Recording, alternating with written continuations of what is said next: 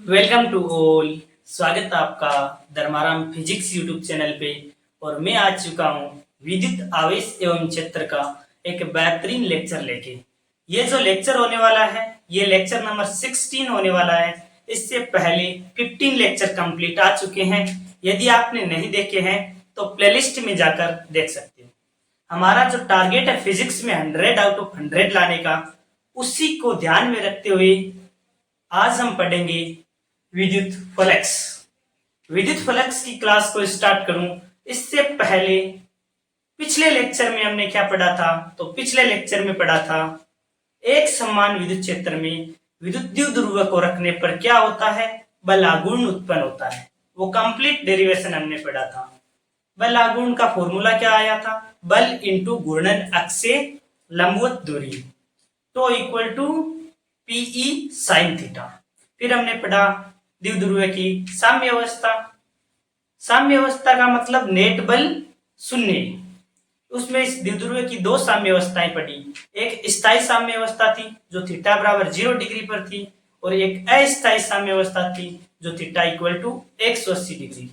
स्थायी साम्य अवस्था का मतलब है द्विध्रुव उस स्थिति में रहना चाहता है, और अस्थायी साम्य अवस्था का मतलब है द्विध्रुव उस पोजीशन में नहीं रहना चाहता। मैंने पिछले लेक्चर का एक बार रिवाइज करवा दिया ताकि आपके जो कॉन्सेप्ट है स्ट्रॉन्ग हो चुके हैं। आज हम पढ़ने वाले हैं विद्युत फ्लक्स। तो सबसे पहले विद्युत फ्लक्स होता क्या है? तो जैसे कोई सतह है, बंद सतह चाहिए। जैसे ये सतह है, तो बंद सतह है, इसके लंबवत गुजरने वाली जितनी भी विद्युत क्षेत्र रेखाओं की संख्या होगी ना, उसे कहते हैं विद्युत फ्लक्स। क्या होता है? सतह बंद होनी चाहिए। जिस प्रकार ये बंद सतह है, तो बंद सतह के लंबवत गुजरने वाली विद्युत क्षेत्र रेखाओं की संख्या को विद्युत फ्लक्स कहते हैं। अब जैसे जैसे इस सतह को इस प्रकार करोगे, थोड़ा सा रोटेट करोगे या घुमाओगे, तो विद्युत क्षेत्र रेखाएं कम पास होगी ना, कम पास होगी। तो हमें तो वही चाहिए जो विद्युत फ्लक्स के अंदर वही विद्युत क्षेत्र रेखाओं की संख्या होगी जो इस सतह के लंबवत गुजरने वाली विद्युत क्षेत्र रेखाएं होगी। ठीक है ना? ये बात समझ में आई? तो यही थ्योरी के अंदर लिखना आपको। तो लिखते हैं विद्युत फ्लक्स की परिभाषा क्या होगी? किसी बंद सतह या पृष्ठ के लंबवत गुजरने वाली विद्युत क्षेत्र रेखाओं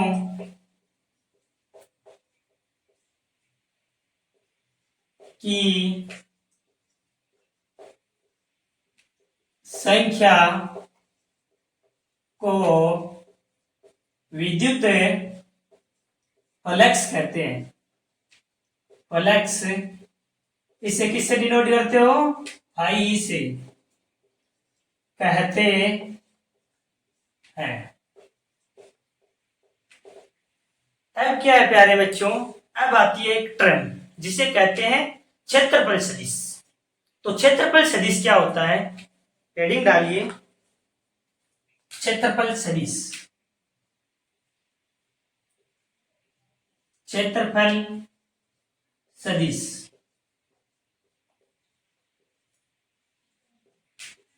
क्षेत्रफल सदिश को किससे डिनोट करोगे?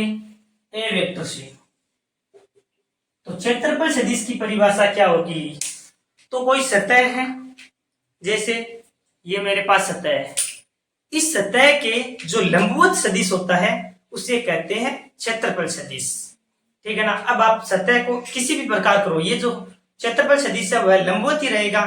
सतह को इस प्रकार करोगे फिर भी यह क्षेत्रफल सदिश लंबवत है। सतह को इस प्रकार करोगे फिर भी क्षेत्रफल सदिश लंबवत है। इस प्रकार करोगे फिर भी क्षेत्रफल सदिश क्या है? लंबवत। तो क्षेत्रफल सदिश क्या होता है? किसी सतह या पृष्ठ के जो लंबवत सदिश होता है उसे ही क्षेत्रफल सदिश कहते हैं। बस परिभाषा लिख दीजिए। किसी सतह या पृष्ठ के लंबवत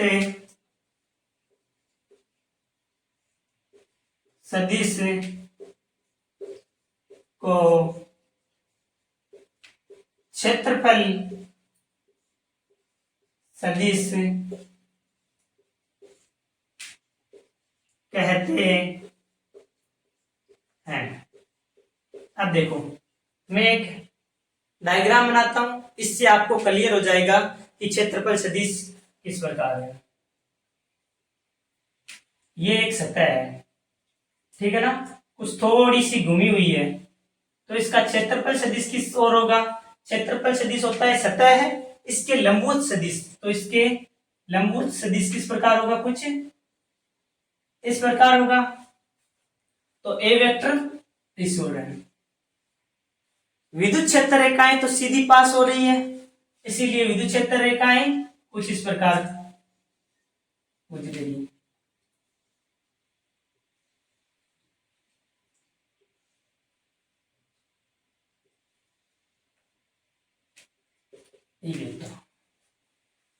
अब ध्यान से देखिए, सबसे पहले मैं बता देता हूं कि क्षेत्रफल सदिश मैंने ऐसे किस प्रकार बनाया।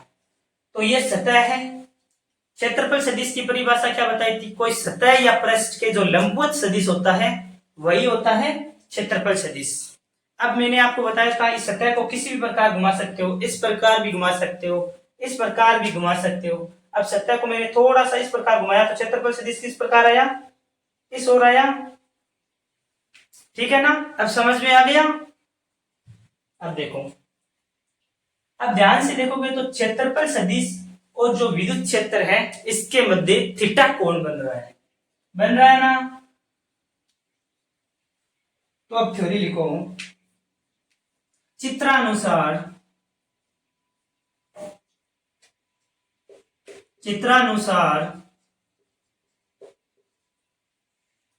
विद्युत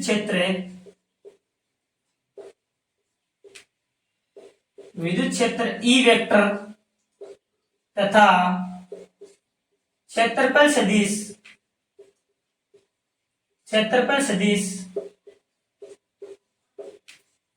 ए वेक्टर के साथ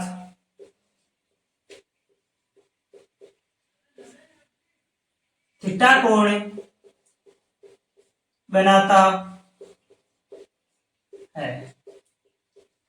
अब क्या है कि जो क्षेत्रफल सदिश है इसके घटक कर लेते हैं। घटक किस प्रकार करेंगे तो मैं बनाकर बताता हूं आपको। यह है आपका क्षेत्रफल सदिश ई वेक्टर इस प्रकार, और सॉरी विद्युत क्षेत्र ई वेक्टर, और क्षेत्रफल सदिश कुछ इस प्रकार है। तो विद्युत क्षेत्र के दो घटक कौन कौन से होंगे? तो एक तो थीटा के साथ बना हुआ कोण। तो विद्युत क्षेत्र का जो थीटा के साथ बना हुआ कोण क्या है? ई कोस थीटा। सही है। दूसरा घटक क्या होगा? इसके लंबवत ई साइन थीटा। लेकिन हमें लंबवत घटक तो लेना नहीं है, क्योंकि इसका जो लंबवत घटक होगा वो तो सीधा ऊपर निकल जाएगा। लेकिन हमें तो जो विद्युत क्षेत्र का क्षेत्रफल सदिश ए वेक्टर की दिशा में जो घटक है वही घटक लेना है। इसीलिए हम ई कोस थीटा लेंगे। ठीक है, हमें विद्युत क्षेत्र का वही घटक लेना है जो क्षेत्रफल सदिश ए वेक्टर की दिशा में है, क्योंकि जो ई को साइन थीटा है वह तो लंबवत घटक है, वो तो ऊपर निकल जाएगा, वो हमें नहीं लेना। हमें लेना विद्युत क्षेत्र का वही घटक है जो क्षेत्रफल सदिश ए वेक्टर की दिशा में है। ठीक है ना, तो क्या लिखोगे? विद्युत क्षेत्र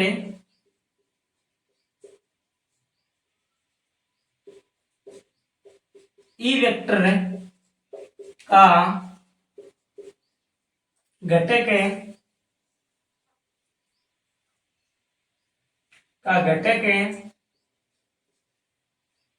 ई कोस थीटा क्षेत्रफल सदिश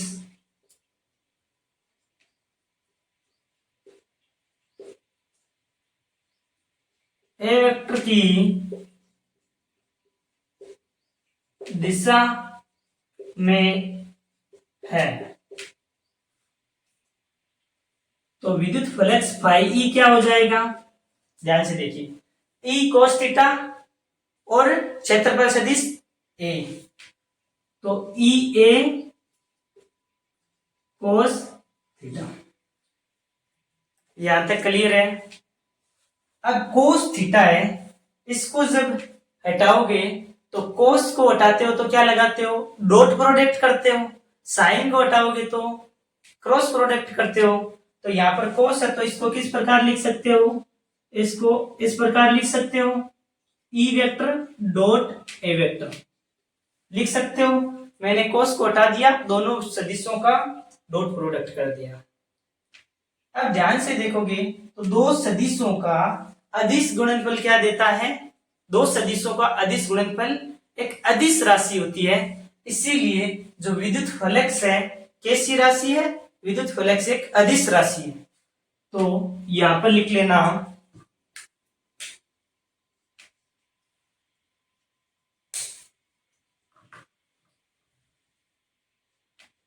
विद्युत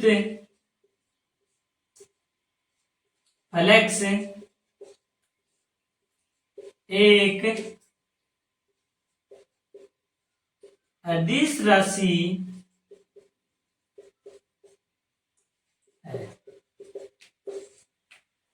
अब इस फॉर्मूले से क्या है कि एक नई परिभाषा आ रही है। कौन सी परिभाषा है, तो ध्यान से देखो, विद्युत क्षेत्र ई वेक्टर तथा क्षेत्रफल सदिश ए वेक्टर का अदिश गुणनफल क्या है, विद्युत फ्लक्स है। तो आप क्या लिख सकते हो, यहां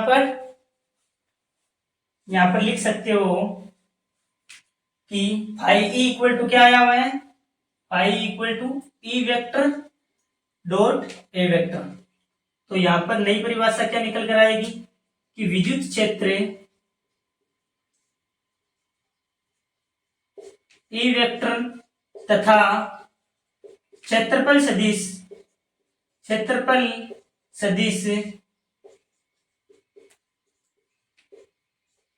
ए वेक्टर का अदिश गुणनफल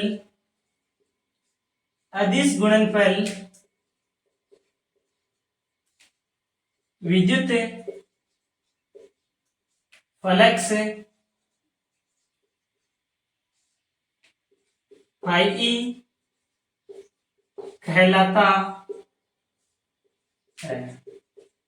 आई थिंक आपको विद्युत फ्लक्स यहां तक क्लियरिटी के साथ और एकदम स्पष्ट तरीके से समझ में आ गया है। अब आगे क्या करते हैं, जब भी आपको विद्युत फ्लक्स की डेफिनेशन लिखनी आए तो आप विद्युत फ्लक्स की परिभाषा लिखकर और ये कर देना। अब इससे आगे और किस प्रकार लिख सकते हैं तो वो देखिए,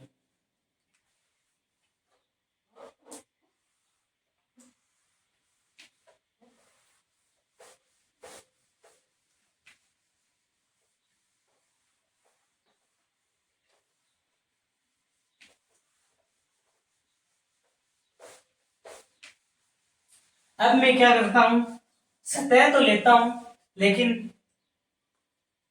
सतह कुछ इस प्रकार सतह है मेरे पास, ठीक है ना।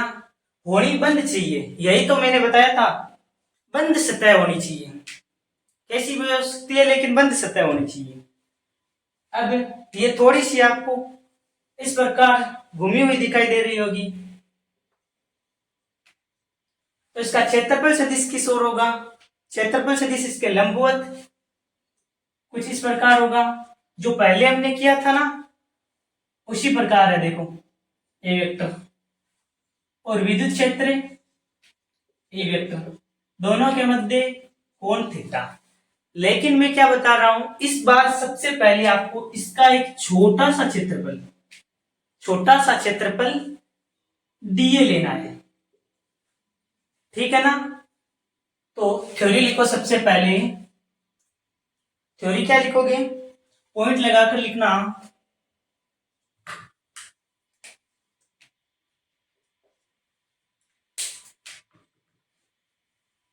चित्रानुसार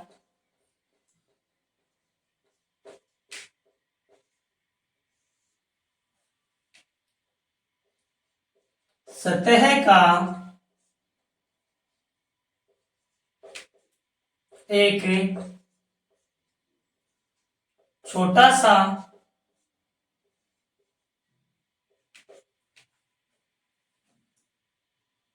भाग डीए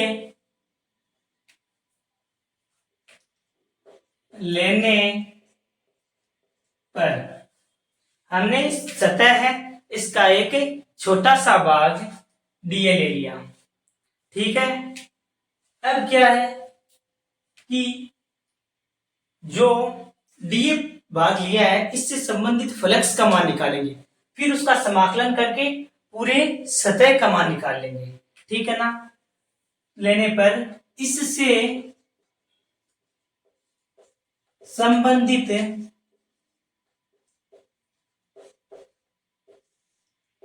फ्लक्स का मान कितना हो जाएगा, phi d phi E equal to हो जाएगा E D A cos theta. अभी हमने एक छोटा सा पार्ट लिया इस संपूर्ण सतह का।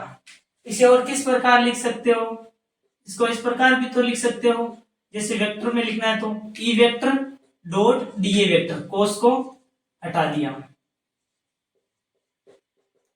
अभी हमने एक छोटे सी सतह के कारण फ्लक्स का मान निकाला है, हमें इस पूरी सतह से निकालने के लिए क्या करेंगे, पूरी सतह से निकालने के लिए इसका समाकलन कर देंगे। तो संपूर्ण सतह के लिए flux phi E equal to क्या हो जाएगा, समाकलन कर देना आपको E vector dot d vector का। तो फाई इक्वल टू क्या लिख सकते हो, E D A cos theta. अब आप इससे क्या लिख सकते हो कि विद्युत क्षेत्र के क्षेत्रफल समाकलन को विद्युत फ्लक्स कहते हैं। विद्युत क्षेत्र के क्षेत्रफल समाकलन को विद्युत फ्लक्स कहते हैं। ये फॉर्मूला मैंने क्यों निकाला, क्योंकि आगे जब आप न्यूमेरिकल करोगे ना तो आपको इस फॉर्मूले का इस्तेमाल करना होगा। जैसे बैलेंस से संबंधित विद्युत फ्लक्स का मान निकालना हो तो हम इस फॉर्मूले का आगे इस्तेमाल होने वाला है, इसीलिए आपको यह भी याद होना चाहिए, ठीक है ना। और विद्युत फ्लक्स की डायरेक्ट आपको डेफिनेशन पूछे तो फर्स्ट पार्ट मैंने आपको बताया था ना, वहां तक भी लिख सकते हो और ये आप कंप्लीट कर सकते हो। ये भी महत्वपूर्ण और इम्पोर्टेंट है, क्योंकि जब न्यूमेरिकल होते हैं तो न्यूमेरिकल के अंदर ईडीए कोस फाई का मान रखते हैं हम। थीटा की जगह अलग अलग कंडीशन होती है, जैसे क्षेत्रफल सदिश लंबवत होता है तो थीटा की जगह 90 डिग्री हो जाता है, वो सब कुछ हम पढ़ने वाले हैं धीरे धीरे, ठीक है ना। तो आपको यदि कंप्लीट वीडियो कंप्लीट क्लास समझ में आई है तो वीडियो को लाइक, चैनल को सब्सक्राइब करें और आराम से समझते जाइए, ठीक है। Thank you very much, for a nice day to all of you. Thank you very much.